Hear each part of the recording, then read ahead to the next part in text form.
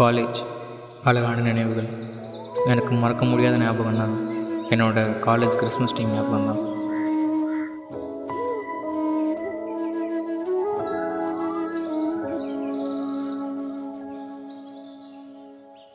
டேய் இங்க பாருடா, காலேஜ்ல கிறிஸ்மஸ் வருதுல்ல, ஈவென்ட் கண்டக்ட் பண்றாங்க போல. நம்ம எதுனா கலந்துக்கலாமா? என்னென்ன ஈவெண்ட் போது? 1 minute ரீல்லாம் கூட இருக்கான், பண்ணலாமா? என்ன சொல்றீங்க? நானும் அதை பார்த்தேன். ஒரு நிமிஷம் இருங்கடா, யாரும் நம்மளை நோட் பண்ற மாதிரி இருக்கு.